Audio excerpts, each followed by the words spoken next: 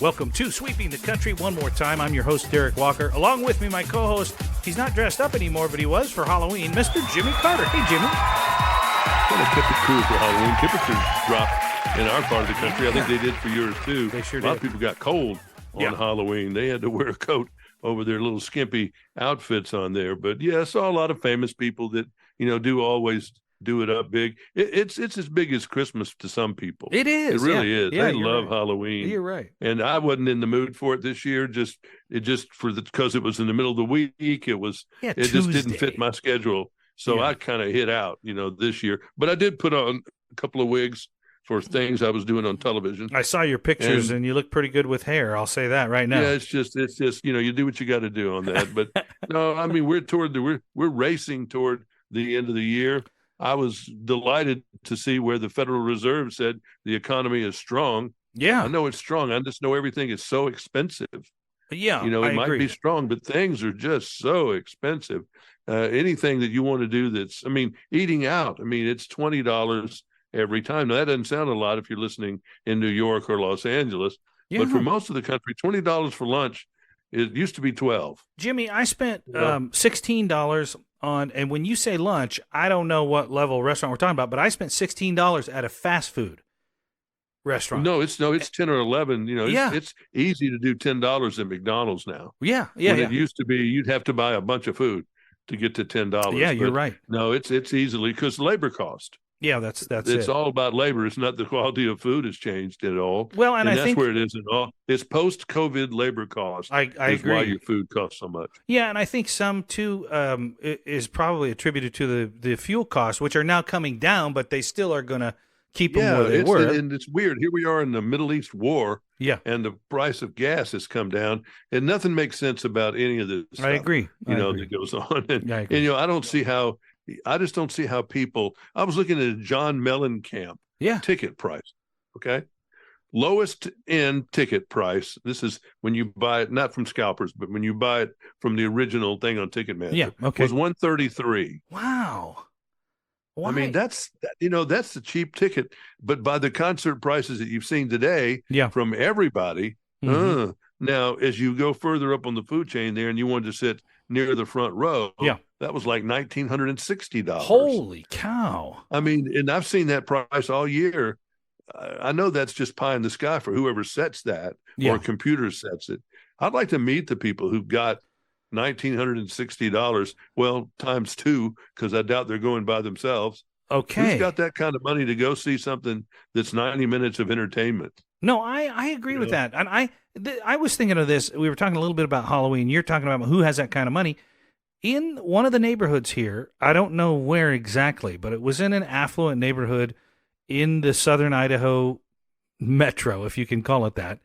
And there was a group, I would say 10 to 20 houses, wrapping king-size candy bars with $20 bills. Wow. And giving them to the kids.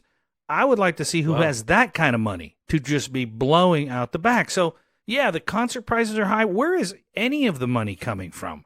Because I know it's not coming in my paychecks. That's what I'm saying. Yeah, that's what I'm saying. It's just odd to me. I mean, you see people. I mean, you can't get into the restaurants on Sunday at noon. I mean, because they're totally full. You're right. And so people are out. These hotel prices everywhere I've looked, even in smaller towns, are all. There's nothing. It used to be you could go for a weekend to some place. Yeah. And New Orleans, or you could go to Atlanta for the weekend or whatever like that. Now, not so much, because if you're going to do 2 nights, Friday and Saturday night, there's hardly a hotel, certainly in the, certainly one that you wouldn't, you're not going to get bed bugs in, maybe that's not $250 with tax a night. Yeah. And that's cheap. But really, it's more like $300. So now you're up to $300, $600 for a hotel room for 2 nights. That's probably your bill with taxes, because taxes on $500 is probably $50 to maybe even $100. Yeah, because they put a 20% tax out there when you're doing it. And so if you're trying to fly somewhere, well, I made some advanced reservations. I'm doing my first flight next week. All right. And I got a pretty good deal on the round trip, but I made the reservation a month ago. That's why you got the deal. Yeah. And that's why I did. Yeah. But I looked at it because I might wanted to change one of the directions, Mm-hmm. it goes from $57 to 357. Nope, you're So keeping that direction. Yeah. I'm going to have to ride out what I've got, Let me and do ask you, that. But what are you flying? I mean, who are you flying? Are you flying Delta? Are you that's flying Southwest, because I'm just Southwest? doing I don't want to drive to Houston, Mm-hmm. and it's a 10 or 12 hour drive, and Yeah. I can do it in 2 hours on the Yeah, plane. and they're I'll reliable. put up with it now. I'm not thrilled about it, Yeah. because I just hear more and more people that get off these planes and they end up, they're sick. They're getting some kind of upper respiratory stuff or whatever. But anyway, it's just, the world is difficult right now. I would agree. And it's confusing. I mean, I don't know about little kids. I hope they're having a great time doing Paw Patrol and some of that. But for the adults, and I know it's always been a difficult. Every time I try to think about this, I remind myself what it was like to grow up in the 60s. Yeah. And it was scary, because we were worried about a nuclear war. We were worried about the Russian Khrushchev, bald-headed, scary man. Oh, He was beating his shoe on the table, saying, "We will bury you." And you heard that at 10 or 11, 12 years old, whatever it was. Yeah. That was disturbing. Yeah. And we were having drills, so the adults were taking it serious, so we had to. Mm-hmm. You had the hippies were weird, and that was different than everybody else was doing. You had the civil rights wars, where people were fighting in the streets. What is this all about? So, I mean, it was screwed up. And I don't think anybody that was an adult probably said, "Oh, we're going to come out of this smelling like a rose." Because we did come out of it pretty much smelling like a rose. We really did. And I will say this for the generation that's out there now, and you talk about them being scared or not in this world and everything. We didn't have to deal with something they have to deal with. And it's a terrible subject. And I don't mean to bring it up for any other reason except to say, if I were a kid, teenage, high school, I would have some concerns about the shootings in the schools and that kind of thing. We didn't have that. We didn't have to deal with that. Think of that. I thought you were going to say health. We did have to deal with that. Yeah, that's true. We had to take these little sugar cubes. Oh, yeah. Everybody had to go line up. We had masks. It wasn't inoculation, but we were able to put the medicine on a sugar cube. That's right. And get in line and go do it. It was for polio or one of those things. Yeah, I remember that. And so, I mean, each generation has had certainly some screwy stuff that was disturbing, and you just roll with the flow and do it. I've already had all my shots, so hopefully that's good. Yeah. And you just don't know, but the cost of everything is really what's gotten me. I mean, it's number one, the interest rates are so high. They are on everything. I don't know how anybody affords to buy a car.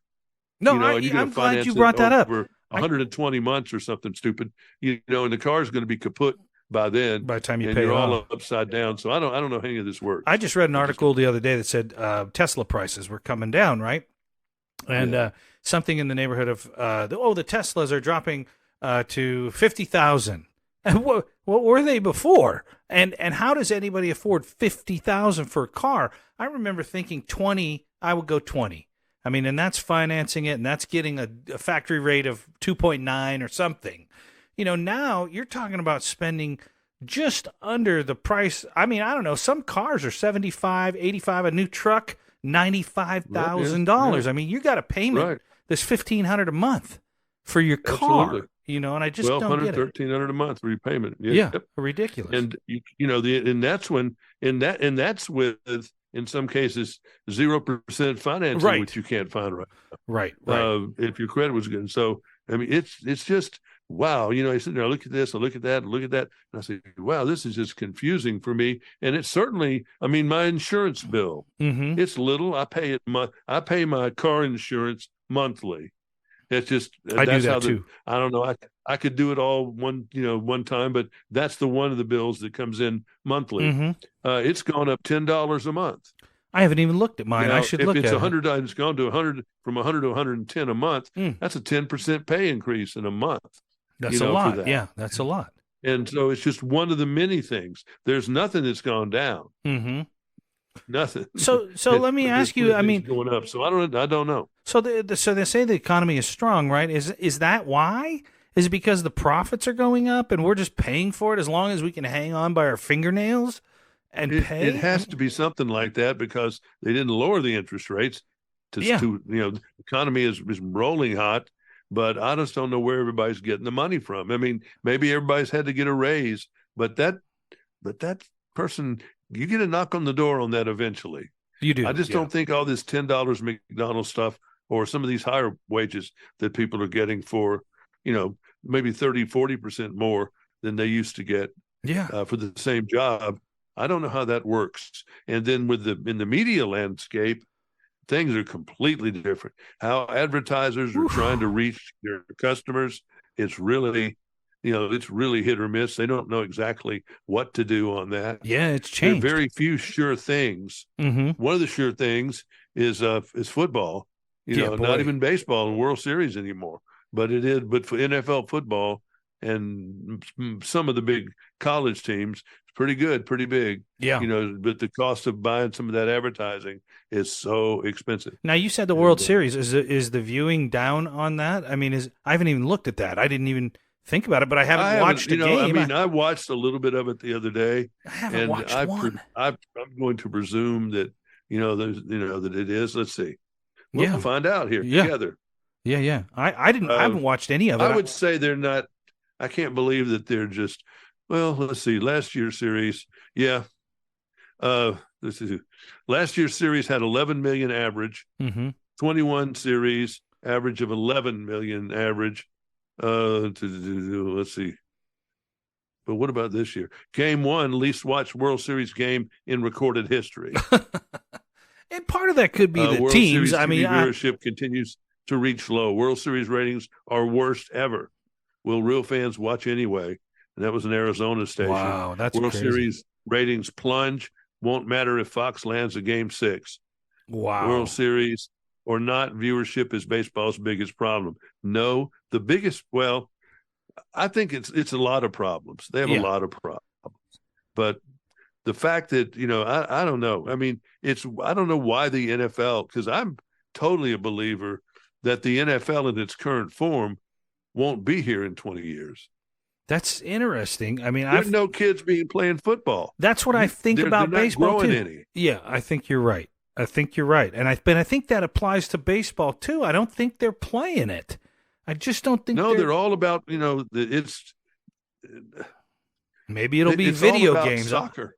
Yeah, it's all about soccer, and because that's the input that we've gotten from immigration, because that's the sport from around the world. Yeah, immigration. The people that are everywhere in the world are soccer nuts. Wow, everywhere. That's true. Muslim that is true. Countries, everybody, they're all soccer. Yeah. That's their football. We're the only ones doing the other. We're trying to import that. Like Germany this weekend, the Dolphins and the Kansas City Chiefs are playing in Frankfurt, and they were doing a game somewhere else, London or wherever. Yeah. And that's morning football for us. Comes on right. 7:30 for the Pacific. That's right. zone. It's too early. But I don't.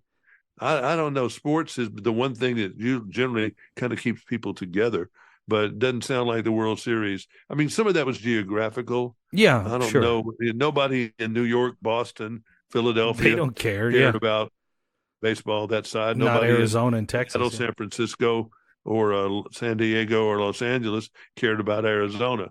So you've got two not so great, geographical teams. I'll just tell you this too. It was on the other night. I put it on, and in the background I turned it on. My wife and I sat down for dinner.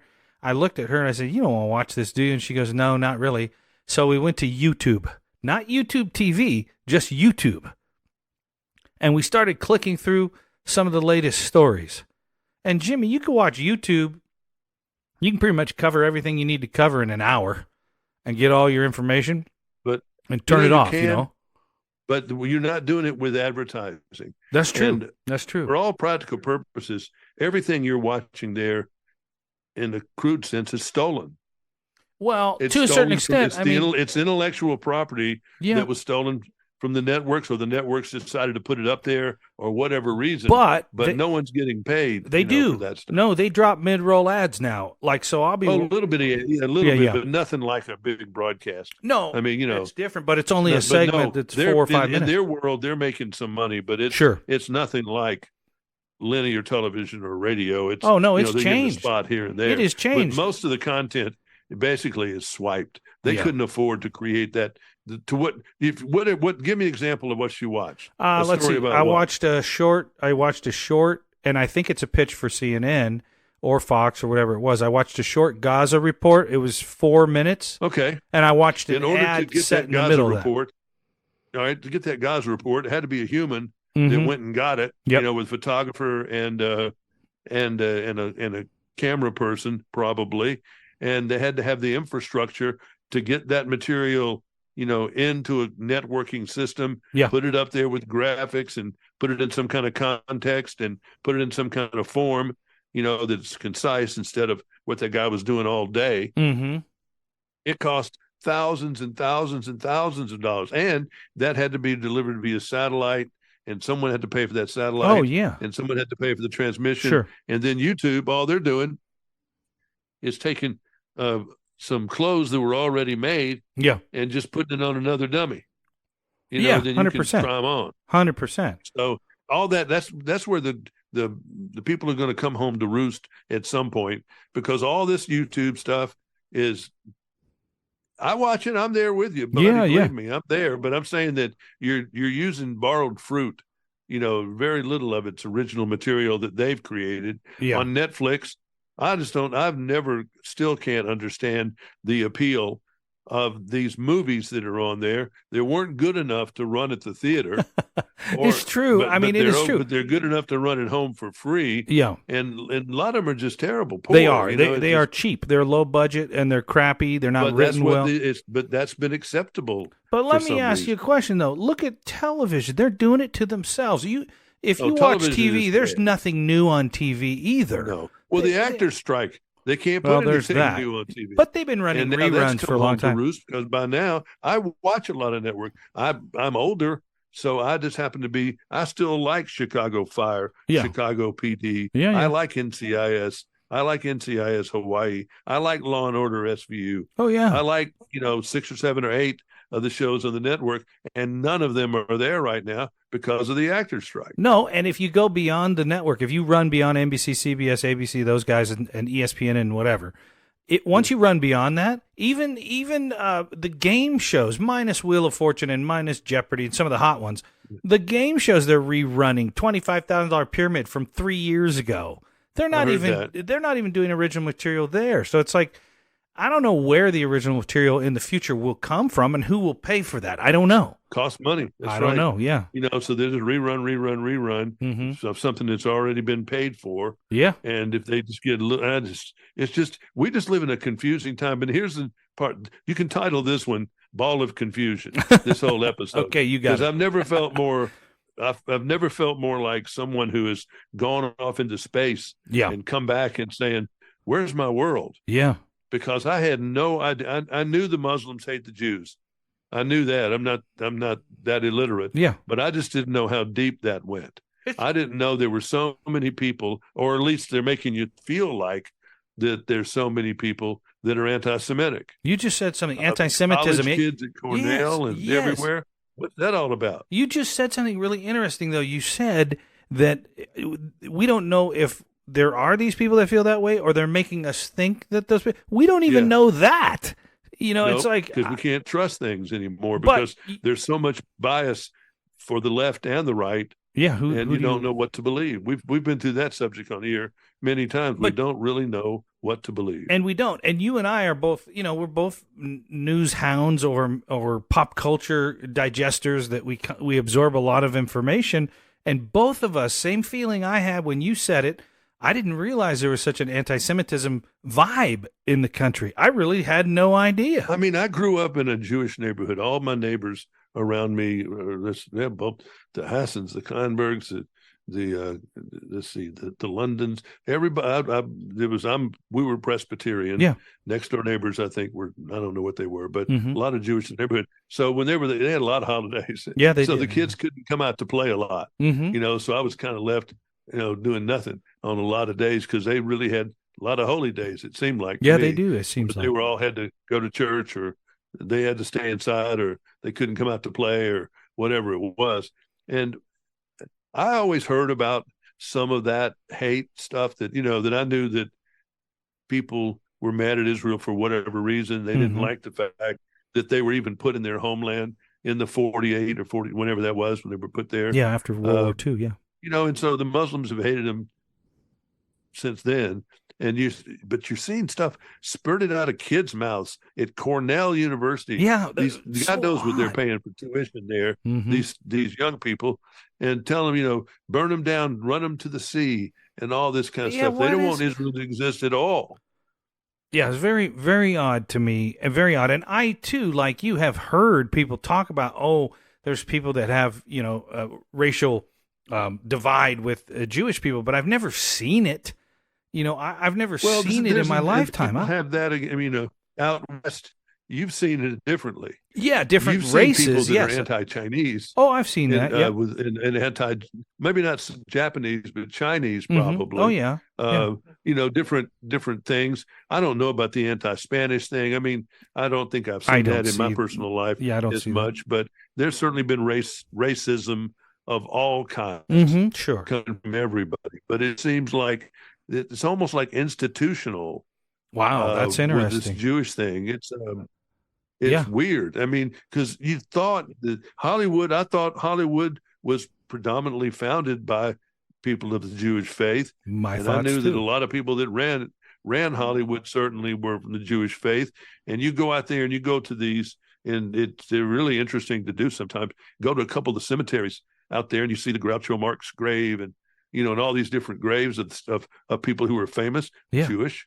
Well, look at Spielberg. We had him on this podcast. It just goes on and on and on.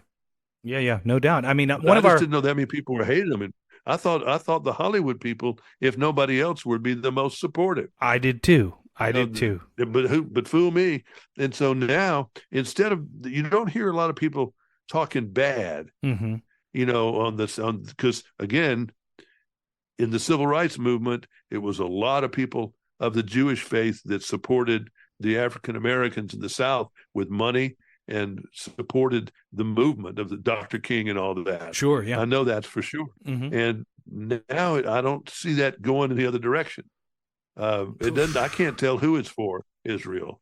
I can't either. I just can't even tell you who's on their team. I do. And it seems like it's Republicans, but I don't know. I mean, it's just you can't really decide sometimes who's on what team, and it's not consistent. And that's fascinating. Then tell me this, and I was trying to find one today. I could not find one story, okay? Not one story on Ukraine. Gosh, isn't that the truth? I looked everywhere. I couldn't find a story on Ukraine. It's like it disappeared. It is like it disappeared. You have to dig through news to find out a refinery got hit. I dig through a pretty good bit today. Yeah. Not on any of these things that I look at. I have several things I print out. Not one person did a story on Ukraine. Okay, I got one for you, and you're going to laugh at the title of it. The Guardian, tiredness on all sides over the war in Ukraine. That sums it up. I have heard about war fatigue. Yeah. And there is war fatigue. Yeah. And it's on the part of people who are funding this. Yeah. They need more billions. For what?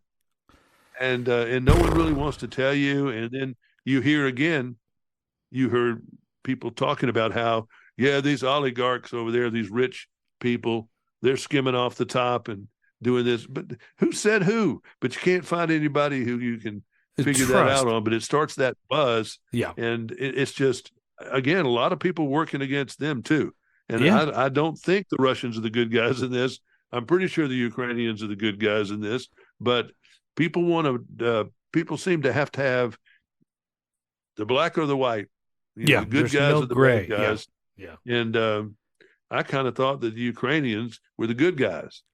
Yeah, but it's so hard Russians. to trust anything, and you and I talked about this from the beginning with the Ukraine war, is what is the point of this whole war? And then it continues to drag on, and it's almost like out of mind, out of sight. Everybody's just moving along, minus the fact that our government is funding the Ukrainians in this war. I mean, we're pretty much giving them what they need to sustain it. But what's the point? Is the U.S. trying out weapons? What are we doing? What is the whole thing about? And I still don't know. And again, you're not getting your help from journalism because they don't seem to be covering it anymore. Yeah. And then you saw them on the first day or two when the atrocities were so horrible and continue, from Hamas. Mm-hmm. What they did, it's terrible. Yes, I agree. It just, I mean, it's beyond the pale of any kind of, even war has rules, Mm-hmm. and that had none Yeah, of I what they agree. did to children and women and all that. Yeah, I But agree. but this is where this gone crazy. Now, once that got to be about 3 or 4 or 5 days old, Mm-hmm. it started to shift because Israel started to bomb Gaza, Yeah. and it was really wearing them out there, and say, oh, it's a crime against humanity, what the Jews were doing, what Yeah, right, Israel's, right, right. and they're bombing targets there, and please tell some people to go back and learn a little history. War ugly. War is very Oh, ugly. it's Go back terrible. to the Civil War and look and see how the North shelled Vicksburg. Just pick that battle Okay. about how they just artillery just came Vicksburg. in there Okay. and just wore them out. And they could feel the boom, boom. They Mm-hmm. were, in fact, they were living in, a lot of the people in Vicksburg moved into caves alongside the Mississippi River because it was safer than being I'll be done. I outside. had no idea. And so, I mean, history. If we dared have people read a little bit of history Mm-hmm. or teach it in school, maybe we'd be a little bit less in trouble all Wow. the time. But what they're doing over there is not that it was any good, but the Union sure did it, Yeah. to the South in the war and in the Civil War. So, war is a terrible thing, but I hope somebody can figure this one out over there. But when you have, military people hiding among civilians, what are you supposed to do? Well, And I don't know the answer to that. I don't either. And there's been some talk of that, and I'm switching gears just a little bit, but there's been some talk of that with the border crossings, with the open border we have in the southern border, about who's here, who's in the United States now. And why in the world? What was I used to hear that. All right, the Democrats have lets everybody in, Right, for the because they want votes them and to the sign up and be Democrats. Yeah, right, sure. And they want them to and get on welfare. And if they're on welfare, they'll be a they'll vote. be owing all their time to the Democrats, Yep. and they'll always Yeah, vote sure. Democrat. Can it be that stupid? I mean, No, can it be that? I think Really? we're past that. I think we're past that now. I think there's something else going on now. I don't know what it is. Yeah, I thought so too. Yeah, I just think we're past that. I mean, the votes, I don't know. I mean, I do remember hearing that, but I look at the borders, and you look at who's coming across and the different nationalities that are coming across, and they're I think not they've Hispanic. lost control is what's happened. Yeah, I agree. I mean, there was a time, and I know that early, this is a Western part of the story, Yeah. but Las Vegas was going through a big surge in growth, Mm-hmm.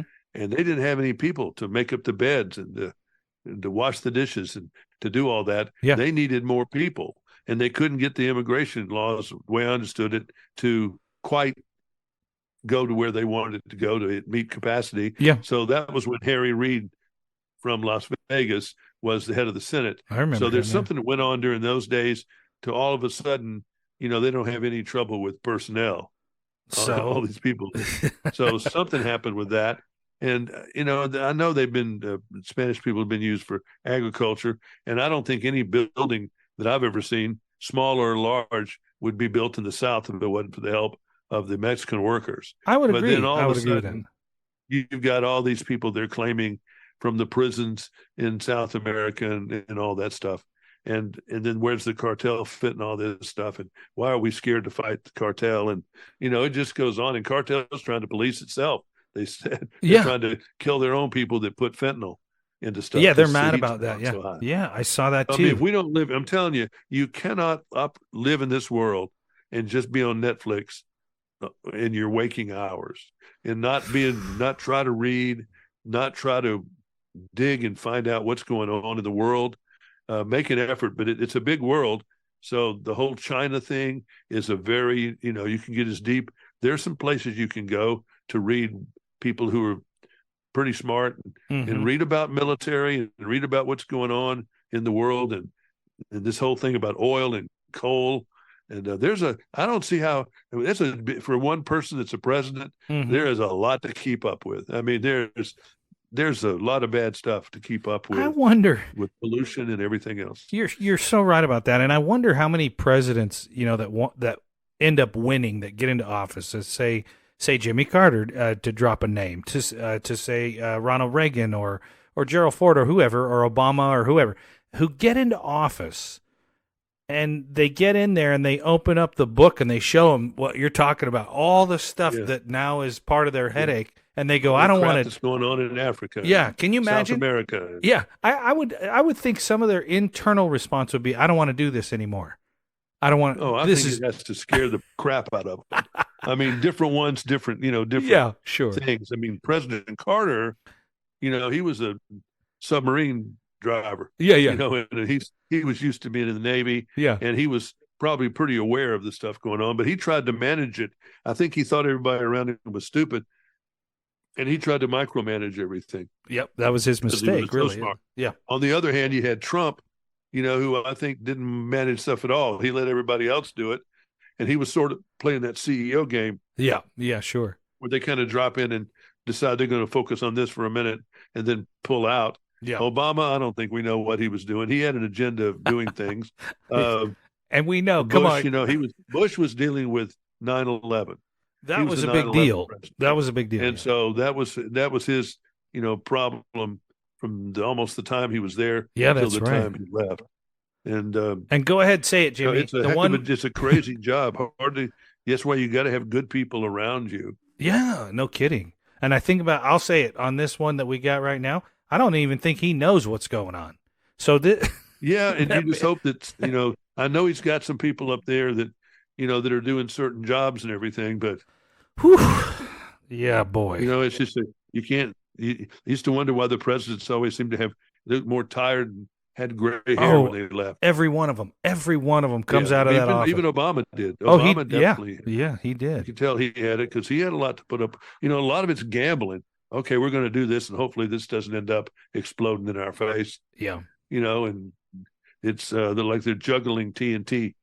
Or juggling nitroglycerin. Yeah, it ain't an easy job. Yeah, many times. But just the world, it's such a huge place, and there's so much going on, and a lot of people hate us. Mm-hmm. A lot of people hate us, and then a lot of people don't have any backbone in the world. That's true, and we're still rich. We've still got that, but we seem to be giving it away at a record pace.